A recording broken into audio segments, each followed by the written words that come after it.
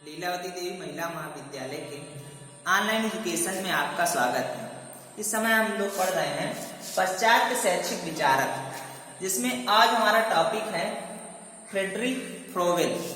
Frederick फ्रोवेल का नाम आप सबने सुना है, क्योंकि फ्रेडरिक फ्रोवेल की शिक्षा पद्धति केवल जर्मनी में नहीं, जर्मनी के बाहर विभिन्न देशों में, यहाँ तक कि हमारे देश भारत में भी व्यापक रूप से प्रसारित है। इनकी किंडरगार्टन पद्धति बड़ी सराहनीय है। यदि इनके शिक्षा दर्शन के बारे में या जीवन दर्शन के बारे में बात करें तो फ्रेडरिक फ्रोवेल का जन्म 21 अप्रैल 1782 ईस्वी में जर्मनी के ओवरवेस नामक गांव में हुआ था। इनके पिता जॉन जैकब फ्रोवेल थे, जो एक पादरी थे। इनकी माता का नाम जोकोविन था। फ्रोवेल के जन्म के 9 माह बाद ही इनकी माता का देहांत हो गया था। इनके पिता ने दूसरी शादी कर ली, जिन्होंने इस शादी करने के बाद दोनों लोग माता पिता दोनों से ही फ्रेडरिक फ्रोवेल को प्रेम और लगाव नहीं मिला, जिसकी वजह वह प्रकृति में इधर उधर ऐसे ही घूमते रहते थे। कुछ दिन के बाद ही इन्होंने वन रक्षक का नौकरी कर ली, जहां पर इन्होंने प्रकृति से बहुत कुछ सीखा। इसके बाद इनके मामा की दृष्टि इनकी तरफ गई और उन्होंने इनके चचेरे भाई के साथ इनको जेना विश्वविद्यालय में पढ़ने के लिए भेजा। वहां पर भी इनका बहुत मन नहीं लगा और यह सेना में भर्ती हो गए। सेना में भर्ती होने के बाद यह वहां से वापस आए और इन्होंने एक विद्यालय की स्थापना की, किंतु विद्यालय में इन्हें अच्छा माहौल नहीं मिला, जिसकी वजह से इन्हें आर्थिक तंगी के कारण उस विद्यालय को बंद करना पड़ा। इसके बाद ये कई जगह भ्रमण किए। इसके बाद फिर इन्होंने किंडरगार्टन नामक विद्यालय की स्थापना की। किंडरगार्टन नामक विद्यालय की स्थापना से पहले इन्होंने एजुकेशन ऑफ मैन नामक पुस्तक लिखी थी। इस पुस्तक का काफी प्रचार प्रसार हुआ और इनकी शिक्षा पद्धति इतनी लोकप्रिय हुई, जिसकी वजह से जगह जगह किंडरगार्टन पद्धति के स्कूल खुल गए। किंतु तत्कालीन सरकार को यह महसूस हुआ कि यह क्रांति है, इसलिए उसने इनके सभी स्कूल बंद करा दिए, जिसकी वजह से मात्र 70 वर्ष की आयु में इनकी शोक की वजह से 21 जून 1852 ईस्वी में इनकी मृत्यु हुई। इनके विद्यालय बंद हो जाने की वजह से इन्हें गहरा सदमा पहुंचा था। अब इनके हम शिक्षा दर्शन की बात करें तो फ्रोवेल के अनुसार शिक्षा दर्शन के 2 सिद्धांत हैं, जिसमें पहला है एकता का सिद्धांत। फ्रोवेल का मानना था कि किसी भी राष्ट्र का विकास तभी संभव है जब उसमें एकता हो। शिक्षा के क्षेत्र में सभी सब्जेक्ट में, सभी विषयों में सामंजस्य होना चाहिए और वह तभी संभव है जब एक दूसरे से जुड़े रहें, एकीकरण हो और घनिष्ठ रूप से आगे बढ़ें। इसके बाद है विकास का सिद्धांत। फ्रोवेल का मानना था कि एकता के सिद्धांत या एकता के द्वारा ही विकास संभव है। जब हम मिलकर कोई कार्य करते हैं तभी हम आत्मनिर्भर बन पाते हैं और आगे बढ़ पाते हैं। इसलिए एकता और विकास के सिद्धांत पर ही हमें आगे बढ़ने की आवश्यकता है। इसके बाद है फ्रोवेल के अनुसार शिक्षा कार्य। फ्रेडरिक फ्रोवेल का मानना था कि शिक्षा ऐसी होनी चाहिए जो संपूर्ण वातावरण से सामंजस्य स्थापित करने पर बल देती है। इसके बाद है शिक्षा के उद्देश्य। निम्न की शिक्षा के उद्देश्य, जिसमें पहला है बालक के व्यक्तित्व का पूर्ण विकास करना। फ्रेडरिक फ्रोवेल का मानना था कि बालक के व्यक्तित्व का विकास विद्यालय में ही संभव है और विद्यालय में जब बालक को विभिन्न इंद्रियों के माध्यम से विभिन्न क्रियात्मक और ज्ञानात्मक पक्षों पर बल देकर शिक्षित किया जाएगा, तभी उसके व्यक्तित्व का पूर्ण विकास संभव हो सकता है। इसके बाद है बालक का वातावरण एवं प्रकृति से एकीकरण स्थापित करना। फ्रोवेल का मानना था कि बालक का वातावरण और प्रकृति से एकीकरण होना चाहिए, मतलब वातावरण और प्रकृति दोनों एक दूसरे से अलग नहीं है और दोनों एक में समाहित है। ऐसे में बालक को इसे समझने की जरूरत है, वह अपने वातावरण से सामंजस्य स्थापित करे और अपने प्रकृति से सामंजस्य स्थापित करे, ऐसी शिक्षा होनी चाहिए। इसके बाद अगला बिंदु है बालक के उत्तम चरित्र का निर्माण करना। फ्रेडरिक फ्रोवेल का मानना था कि शिक्षा का उद्देश्य बालक के उत्तम चरित्र का निर्माण करना है। जब तक बालक का चरित्र उत्तम नहीं होगा तब तक उसका किसी भी क्षेत्र में अपने लक्ष्य को प्राप्त करना आसान नहीं होगा। इसके बाद है बालक का आध्यात्मिक विकास करना। फ्रेडरिक फ्रोवेल का मानना था कि मनुष्य का लक्ष्य ईश्वर को प्राप्त करना है और ऐसे में बिना आध्यात्मिक विकास के या बिना आध्यात्मिक ज्ञान के वह अपने लक्ष्य को प्राप्त नहीं कर सकता है। इसके बाद है बालकों को उनमें निहित दैविक शक्ति का आभास कराना। फ्रेडरिक फ्रोवेल का मानना था कि बालक में सब कुछ है, पहले से ही बालक में सभी शक्तियां विद्यमान हैं। ऐसे में उसे उन शक्तियों के बारे में आभास कराना है जो शिक्षा के द्वारा ही संभव है, ताकि वह समझ सके कि वह क्या है और किस प्रकार से वह अपने लक्ष्य को हासिल कर सकता है। इसके बाद है फ्रोवेल के अनुसार पाठ्यक्रम।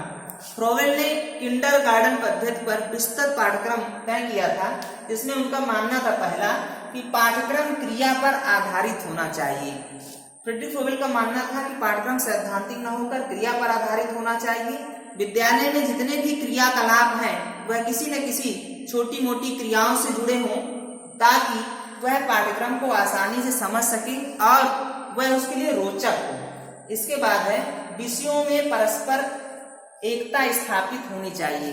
फ्रेडरिक फ्रोवेल का मानना था कि जो भी विषय छात्र को पढ़ाए जाएं उनमें परस्पर एकता होनी चाहिए, मतलब पारस्परिक रूप से आपस में जुड़े होने चाहिए और एक सब्जेक्ट का दूसरे सब्जेक्ट से क्या संबंध है वह बालक को पता होना चाहिए। जैसे यदि बालक को समझाया जा रहा है कि यह ग्लोब है, तो ग्लोब में वह स्थान तो समझ रहा है और उस स्थान को वह ऐतिहासिक रूप से भी समझ सकता है कि इस स्थान को पूर्व में क्या कहते थे या वहां पर ऐतिहासिक रूप से कौन कौन सी चीजें या कौन सी चीजें जानने योग्य हैं। इसके बाद है प्रकृति को महत्वपूर्ण स्थान मिलना चाहिए।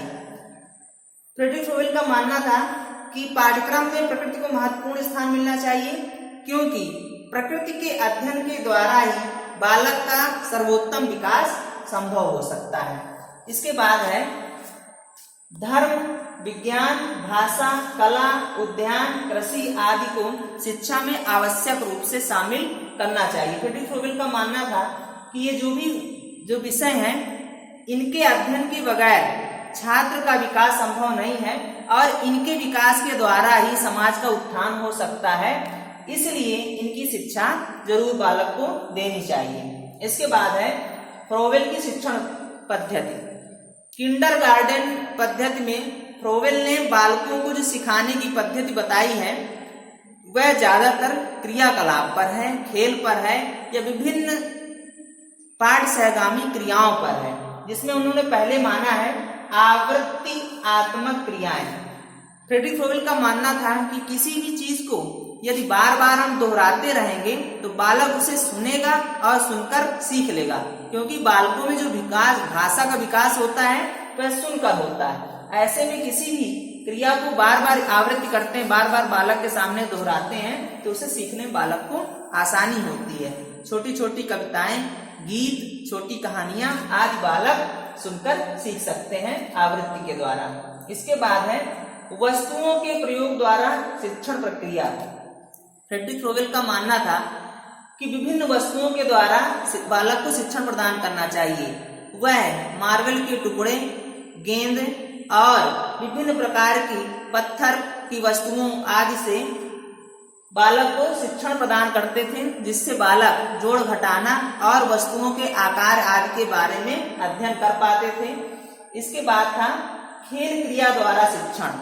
फ्रेडरिक फ्रोवेल खेल खेल में बालक को सिखाने पर अधिक बल देते थे, क्योंकि उनका मानना था कि खेल बालक की स्वाभाविक क्रिया है, इसके लिए बालक को प्रेरित नहीं करना पड़ता है, बालक स्वयं प्रेरित होता है और जब स्वयं बालक प्रेरित होकर खेलता है तो वह उस विषय को आसानी से समझ लेता है और उसे किसी प्रकार का दबाव भी महसूस नहीं होता है। इसके बाद बालकों के प्रिय व्यापार तथा कार्य द्वारा शिक्षण। फ्रेडरिक फ्रोबेल का मानना था कि बालकों का प्रिय व्यापार मिट्टी के खिलौने बनाना, छोटी बड़ी वस्तुओं को इकट्ठा करना, इसके बाद कांच की गोलियां इकट्ठा करना और छोटे छोटे घर बनाना, साथ ही चित्रकारी करना, पेज की कटिंग करना, पेपर कटिंग करना, ये सब बालकों के प्रिय व्यापार और कार्य हैं। यदि बालकों को इनके द्वारा शिक्षण प्रदान किया जाए, इनके द्वारा सिखाया जाए, तो वह बालकों के लिए बहुत ही रोचक होगा और बालक उसे सीखने में ज्यादा ही रुचि व्यक्त करेंगे। इसलिए उनके व्यापार या उनके कार्य द्वारा शिक्षण प्रदान किया जाए। इसके बाद है अनुशासन। फ्रेडरिक फ्रोबेल किसी प्रकार के दमनात्मक अनुशासन से बालकों को दूर रखना चाहते थे। उनका मानना था कि बालक को दंड द्वारा या भय द्वारा सिखाना बिल्कुल ही गलत है। उनका मानना था कि बालक को आत्मक्रिया और आत्मनियंत्रण द्वारा सिखाना चाहिए। बालक में आत्मक्रिया और आत्मनियंत्रण द्वारा ही अनुशासन संभव है। जब बालक को विभिन्न प्रकार के कार्य करने के लिए दिए जाएंगे और वह उसकी रुचि, उसकी क्षमता के अनुरूप होंगे, तो वह आत्मक्रिया और आत्मनियंत्रण द्वारा स्वयं अनुशासित होंगे। उनको किसी प्रकार से दंडित या दबाव या भयवश अनुशासित करने की जरूरत नहीं है। इसके बाद है शिक्षक। फ्रेडरिक फ्रोबेल ने शिक्षक की तुलना माली से की है। उनका मानना था कि जिस प्रकार एक बगीचे की सही से देख रेख, किस पौधे को कितनी पानी की, कितनी खाद की आवश्यकता होगी, कितने प्रकाश की आवश्यकता होगी, एक माली समझ सकता है, उसी प्रकार इस बालक को किस प्रकार सिखाया जाए, किस प्रकार उसे शिक्षा प्रदान की जाए, किस क्षेत्र में उसका विकास किया जाए, यह शिक्षक से ज्यादा और कोई नहीं समझ सकता। इसलिए उनका मानना था कि शिक्षक एक कुशल मार्गदर्शक है और बालक का उचित विकास शिक्षक के द्वारा ही संभव है। इसके बाद है छात्र। फ्रेडरिक फ्रोबेल ने छात्र की तुलना पौधे से की है। उनका मानना था कि जिस प्रकार पौधे को माली कोई भी दिशा दे देता है और उसी दिशा में पौधा विकास करने लगता है, उसी प्रकार छात्र भी होते हैं। यदि उनको जिस प्रकार से उनका रखरखाव किया जाएगा, जिस प्रकार उनसे देखभाल की जाएगी, उसी प्रकार से वह अपना विकास करेंगे।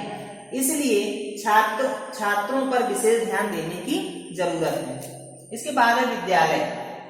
विद्यालय के रूप में उन्होंने किंडरगार्टन, जिसे आप बालवाड़ी के नाम से भी जानते हैं, की स्थापना की। वहां पर उन्होंने अपने सारे प्रयोग स्थापित किए थे। उनका मानना था कि विद्यालय वह स्थान है जहां पर बालक अपनी रुचि से स्वयं आने के लिए तत्पर हो और वहां पर किसी प्रकार का उसे भय का वातावरण न दिखाई दे। वह प्रकृति से ओतप्रोत वातावरण हो जहां पर बालक स्वयं से सीखने के लिए तत्पर हो। साथ ही विद्यालय का वातावरण बालक के अनुकूल होना चाहिए, जहां पर उसकी विभिन्न प्रकार की क्रियाकलापों से संबंधित संसाधन उपलब्ध हों। इसके बाद है शिक्षा में योगदान। फ्रेडरिक फ्रोबेल ने शिक्षा में जो योगदान दिया वह आज भी शिक्षा के लिए बहुत ही उपयोगी है।